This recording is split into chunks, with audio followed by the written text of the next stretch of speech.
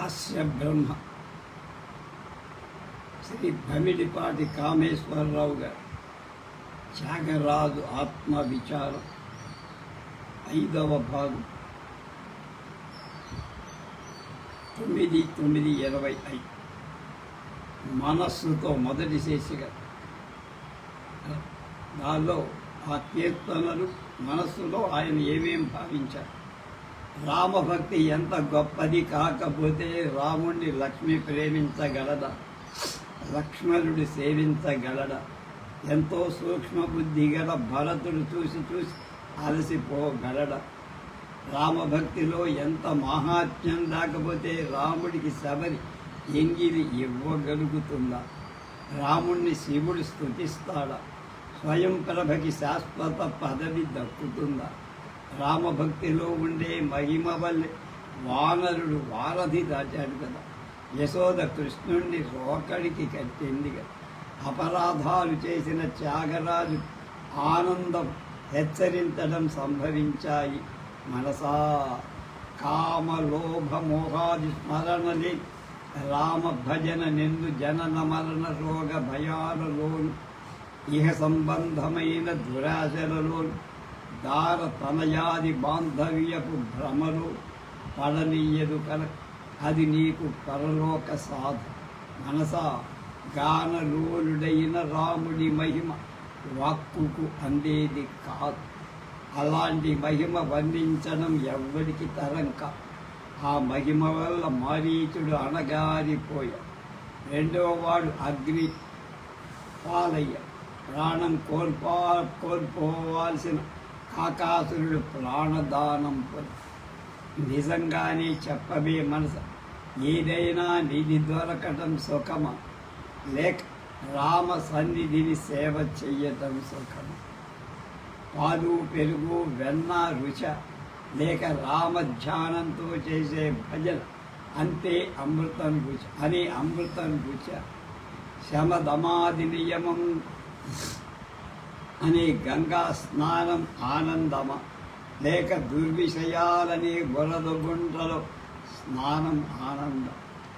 మమకార బంధంతో కూడిన రాజస్థుతి శ్రేయస్స, లేక సద్బుద్ధితో కూడిన రామస్థుతి శ్రేయస్సు?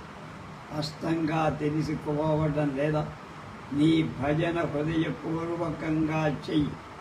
అటువంటి భజన శివబ్రహ్మలకి ఉత్తమ మానవులకు కూడా అరుదే.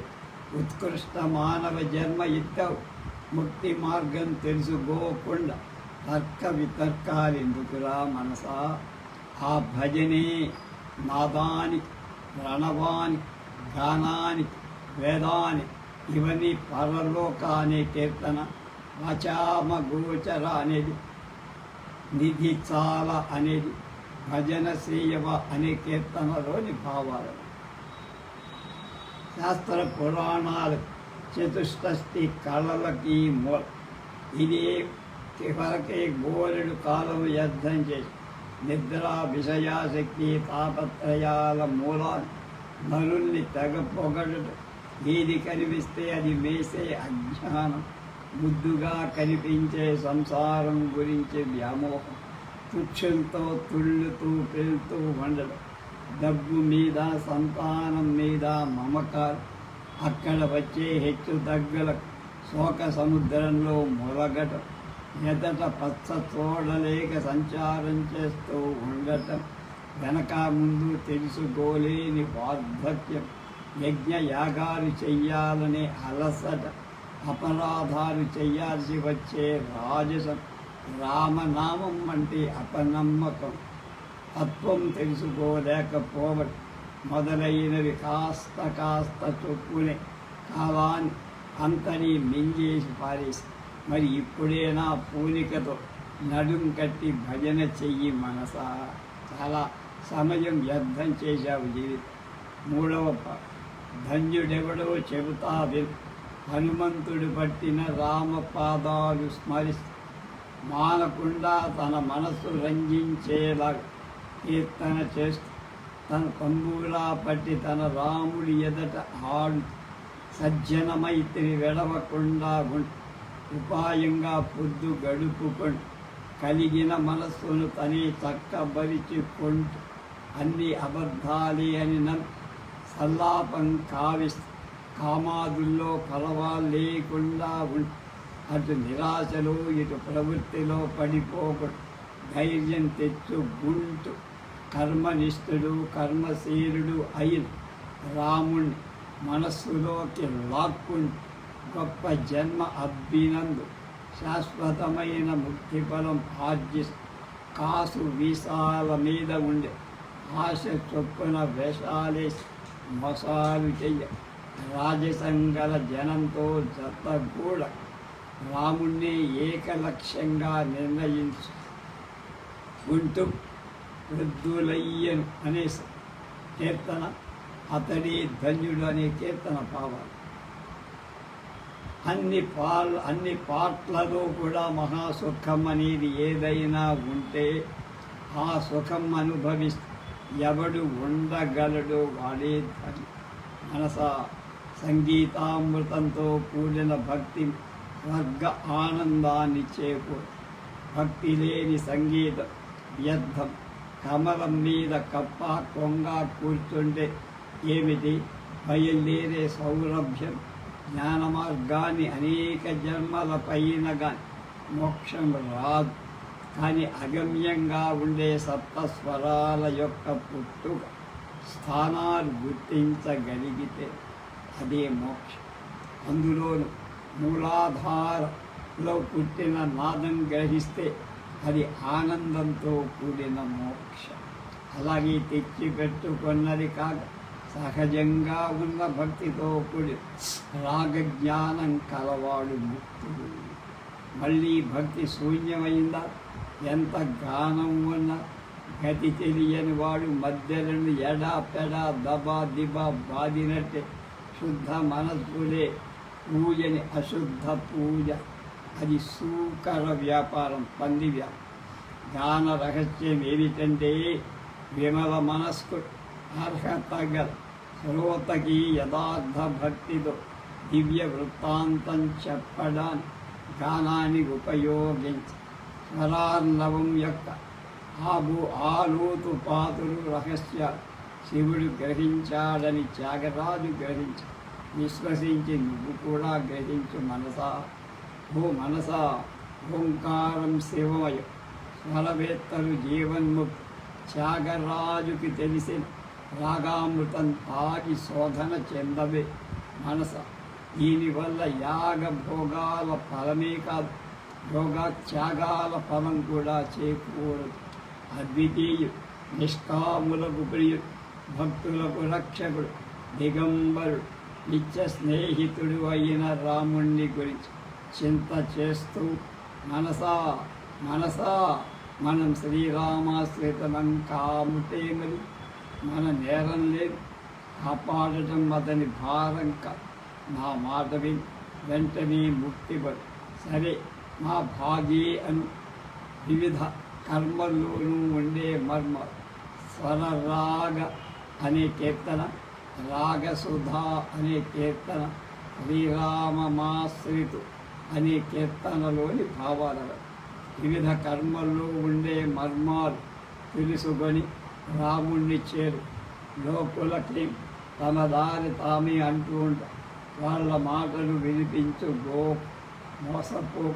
మతం యొక్క ధాటి ఏపాటే నూనె గాలికి కట్టిన ఎద్దులా తిరిగి మళ్ళీ బయలుదేరిన చోటికే అది చక్కా వస్తుంది. కానీ అన్య మతాలు ఏదైనా నీకు కానీ సత్యం కానీ ఉంటే నియమం కానీ నువ్వు స్పీకర్ ఏం చేసినా నిత్యుడు కృతకృత్యుడు అయిన ఆ రాముడు నీ అంతట నువ్వే కనిపెట్టుకోవాలి. కానీ గత్యంతరం. ఆ ప్రయత్నంలో వెనకటి జన్మల్లో నువ్వు వాడిన నాటకాల తాలు పాపాలు తొలగిపోయి సుఖం కలి. రాముడు నా ఆలోచనలోనే ఉన్నాడు, కానీ రాముడి ఆలోచన ఎక్కడుందో తెలియదు. ఎవరైనా ఇతగానికి దుర్బోధలు చేశారని అతని జాడ ఫలానాన్ని గ్రహించి నేను వేడుకుంటున్నా నన్ను అలంకరించడా మరి ఆరాధన క్రోధ లోభాలతో కూడి ఉందను లేక నన్ను శోధన చేస్తున్నాడు. అయినా సరే అతని హృదయంలో దయవని, వదనంలో చిరునవ్వువని, అతని పాదాల మీద భక్తినే వదల. వింటూ కూర్చుంటా కాని కదల. మొదటిలోనిగా నాకు దొరికిన నిష్కాముడు రాము. అతన్ని ఒక్క మాట చూస్తే చాలు. కళంవన్నీ ఎందుకు దిక్కుమానవి. నేనెల్లాను రామభక్తుడినే పేరు పడ్డా, రామభక్తుడను అనే పేరు పడ్డా. అతన్ని కొలుస్తా, యముణ్ణి గెలుస్తున్నా. నా జయం పట్టిగి రామ సన్నిధిని ఉంచేసరి అది ప్రజ్వలిస్తూ మనసా రామనామం అని ఆ సుఖం మరి లేదు. శివుడు, వాల్మీకి, ప్రహ్లాద, హనుమంత్ అనేకుడు దీనికి సాక్షి.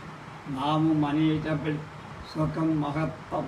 దాహంతో ఉన్నవాడు నీరు తాగిన సుఖం కంటే, గర్భదరిద్రుడి ధనభాండం దొరికిన సుఖం కంటే, మండు టెండలో వాడు అమృత కూపం కనబడ్డ సుఖం కంటే, భయం వేళ ధైర్యం కుదిరిన సుఖం కంటే, ఆకలి వేళ పంచభక్ష పరమాన అబ్బిన సుఖం కంటే, రాముడిని మనసులో చింతించిన సుఖం కంటే, నిస్సారమైన క్రోధం చెలరేగే వేళ శాంతం కలిగిన సుఖం కంటే, శుద్ధ మూఢుడి అఖండ పాండిత్యం బయలుదేరి సుఖం కంటే, దుష్ట సాంగత్యం లేని వాళ్ళ భావంలోని సుఖం కంటే, వేదాంత చర్చ ఎంత చెయ్యొచ్చో అంతా చెయ్యగల వాళ్ళ సుఖం కంటే, నిర్గుణాన్ని భావించి పరబ్రహ్మాన్ని అనుభవించగల వాళ్ళ సుఖం కంటే, రాజస తామసాలు లేకుండా పూజలు చెయ్యగల వాడి సుఖం కంటే, త్యాగరాజుకి రాగల సుఖం కంటే రామనామ సుఖం చాలా చాలా ఎక్కువ మాట. అందుకని రామ రామ అంటూ రక్షించు రక్షించు అని కోరు భజన చెయ్యి మనసు. రాముడు సీతతో రంజకంగా మాట్లాడతా, లక్ష్మణుడిని కలవరీకులు లాంటి కళ్ళతో ఆప్యాయంగా చూస్తారు. భరతుణ్ణి చెయ్యి పట్టుకొని కౌగలించుకుంటారు. శత్రుఘ్నుని గురించి సంతోషిస్తారు. హనుమంతుడితో చనువు మాటలు ఆడతారు. ఆ దృశ్యం చూసిన త్యాగరాజు ఊరుకుంటాడు, స్తోత్రం చేస్తాడు. ఆ దృశ్యం ఉండగా పురుషార్థాలన్నీ కట్టకట్టి దానం ఎవరికి కావాలి? చాలు మూలము తెలియని ఇంద్రభోగాల అనుభవం ఎవరిక? ఎప్పుడో దయవచ్చి తగ్గేదేదో అతడే ఇస్తా, తగ్గదేదో తగింద కొని అదీక త్యాగరాజు చెయ్యి పట్టుకుంటాడు. అది చాలదుతే మనసా రామనామం భజన చెయ్యి. దొంగలాగా తిరుగుతుండడం ఎందుకు? శ్రీరంగడి పాదాలు కౌగలించి నిక్కిది గొప్ప ఆ హరి ఒక్కడే కలు. అతని అందం గమనిస్తూ ఆశ్చర్యపడుతూ ఎక్కడెక్కడికో పరుగులట్టాలి అవసరం లేదు. నీ లోపలే చూశావంటే అతడు కనిపిస్తా, ఫలము ఇస్తా. మానవ జన్మ ఎత్తడమయ్యింది కల మళ్ళీ సందేశించ ఆ వైదేహి భాగ్యరూపుడైన రాముడు. ఆహి రామ రామ అనేది, అలాగే రామనామం అనే రెండు కీర్తనల భావాలవని. దేహి దేహి అని వేడు సాధుజనులు యొక్క బోధన వల్ల, నిత్య సాధకం వల్ల భవబాధలు మాంచుకోవాలి. ఎవడైనా ధీరుడు కాని మార్గస్థుడు కాని చెప్పుకునేది విని ప్రేమతో నీ శరీరం వాడి సేవలో ఉంచు. మనసహ విరాగులకి పెన్నిది అయిన రాముడికి దైవం లేదు కనుక, రాముడికి లేక వినా అంటే లేదు, రాముడు కాక దైవం లేదు కనుక రామనామం కానీ మనసా రాముణ్ణి మరము. అతని శిష్టరక్షణ, దుష్ట శిక్షణ, ధైర్యం, ధ్యేయత్వం, దివ్యత్వం, తేజం, గీతాప్రియత్వం, ఆప్తజనాన్ని నిష్కారణంగా రక్షణ చేసే గుణం, బహుత్వం, శీలం, సద్గుణ పూర్ణత్వం, హనుమంతుడితో హితత్వం మొదలైనవి ఎప్పుడూ జ్ఞప్తిలో ఉంచు. శ్రీరామ జయ రామ అంటూ ఎంతకాలం చింతన చెయ్యకూడదా మనస? పూర్వం ఏదో తపస్సు చేసుకొని ఉండాలి, లేకపోతే రాముడితో ప్రయమేయం అనేది సంభవించదు, జరగదు. తడుకు చెక్కిళ్ళు ముద్దెత్తుకోవడానికి కౌసల్య, శ్రీరామ రారా అని పిలవడానికి దశరథుడు. పరిచర్య కాక తను మాత్రమే భూమి మీద ఉన్నట్టు రాముడికి చెయ్యటానికి లక్ష్మణుడు తను కూడా వస్తుంటే పొంగిపోవడానికి విశ్వామిత్రుడు చాపరాతి రూపంలోంచి మానవి రూపం దాల్చడానికి అహల్య, ధర్మపాదం యొక్క స్పర్శ పొందటానికి శివచాపం, తెల్లనిచ్చి కళ్ళారా చూసుకోవడానికి జనక, హృదయాన్ని ఊగించే పాణిగ్రహణం లభించటానికి సీత, త్యాగరాజుకి ఆప్తుడా అని పొగడటానికి నారదు. ఎలాంటి తపస్సులు చేసుకుని ఉన్నవాళ్ళు ఎలా తెలుస్తుంది? తెలుసుకునేటందుకు చింతన మనసా రఘువీరుణ్ణి భజించి తెలుసుకునేటందుకు చింతన చెయ్యి. దురాశ అంటే అసహించు, పరనింద చెయ్య, తప్పు పంతాలు ప్రపంచ సుఖాలు విషమ్మలు, ఇంద్రియాలు అనిచ్చయి అన్నీ ఒదిగి పని చేస్తున్నాయి. ఇటు అటు తిరుగుతూ వేరే పనుల తిప్పోదు. రాముని మరవకే అనే కీర్తన, శ్రీరామ రఘురామ అనే కీర్తన, భజరే రఘువీర అనే కీర్తన భావాలని అని. ఇటు అటు తిరుగుతూ వేరే పనులకు పోతూ గోముఖ వ్యాఘ్రాల మోస్తరు అవుతున్నాయి. జాగ్రత్తగా భవసాగరం దాటడం గురించి పూనిక వహించి కర్మఫలం హరికిచ్చేయి. మంచి కార్యాలకి ఆనంది, భక్తి మార్గం తెలుసుకో, యథార్థ భక్తుల్ని తెలుసుకో, కలుసు, రాముణ్ణి సేవించి మనస్సులో ధ్యాని, హరిషడ్వర్గాన్ని దూరం పెట్టి నీ కార్యాలు సాధించి. రాముడుగా వెలిసిన దేవుడు త్యాగరాజుకి వరం ఇచ్చేవాడని తెలుసు. మనసా తీయటి ఫలాలు ప్రసాదిస్తూ 7 స్వరాల్లోంచి పుట్టే రాగ పరంపర గల నాదంలో లీనమైపోయి మైమరచిపోకూడదా నువ్వు? హరిహరుడు, బ్రహ్మేంద్రుడు, కుమార వినాయకుడు మొదలైన వారి మౌలి శ్రేష్ఠ ఉపాసించేదని భూమి మీద త్యాగరాజు కీర్తించేది అయిన నాదంలో నువ్వు లోలుడవైపోయి బ్రహ్మానందం పొందకూడదా? మనస నిగమాగమాలకు, శాస్త్ర పురాణాలకు మూలకందమైన నాదం అని అమృతరసం దాల్చిన నరరూపమే రాము. నాదం యొక్క 7 స్వరాల వంటివే వింటికి కట్టిన ఘంట, రాగం వంటిది కోదన్. గానంలో ధ్వరం, నయం, దేశ్యం అనే 3 గీతల వంటి ధ్వరం, నయం, దేశ్ ఈ 3 రీతుల వంటిది ముప్పేటగా ఉండే దించి, తాళం వంటిది బాణ. గానంలోని సంగతుల వంటివి సందర్భానుసారంగా చెప్పబడే పలుకు. భూమి మీద భజనే మహాభాగ్యం. ఓ మనస, శ్రీరాముణ్ణి చింతన చేసుకు. ఆ సాకేతపది అద్వితీయ, ఆ రమానాథుడు కోరికల లేని జన హృదయాలనే సముద్రాల్లో తారాకాంతు. ఈ ఇలా కాంతుడు పైన తేజుడి దుఃఖాదాంధకారం పోగొట్టిన ప్రభాకర్. ఆ శుభాకరుడు భక్తుల పాప మేఘాన్ని పారద్రోలే ప్రభంజ. ఆ నిరంజనుడు ఇంద్రుడి చేత సమారాధన చేయబడే దిగంబ. ఆ చిదంబరుడు నమస్కరించే త్యాగరాజు చే అర్చించబడే ప్రశస్తము. నాదలోరుడై నాదసుధ రే మానస్ అనే కీర్తనల భావమే ఇవన్నీ. పాదపద్మాలు కలవ ఎల్లకాలము హితుడు. అలాంటి శ్రీరాముణ్ణి చింతించు మనస.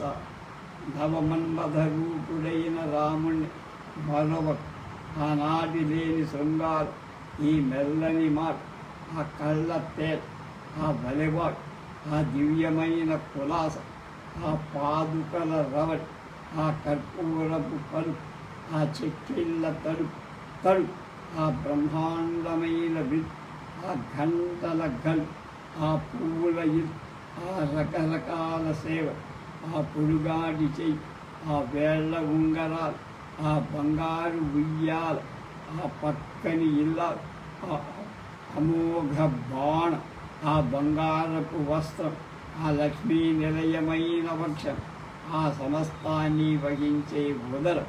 ఆహా మనసా త్యాగరాజనుతుడైన ఈ సత్తామాత్రుడు నాకు చైతన్యం ఉన్నంతగా నా హృదయ పద్మంలో పూజ చేస్తూనే ఉంటా. ఇదంతా మనస్సుతో అనేటువంటి దాంతో, మనస్సుకు ఇవన్నీ కూడా ఆయన త్యాగరాజు మనస్సుకు బోధించే విషయాలన్నీ అందులో ఉన్నాయి. రేపు రాముడితో ఏం మొరబెట్టుకుంటారు అనే విషయాలు రేపు ఎలా తెలుసుకుంటారో తెలుసు.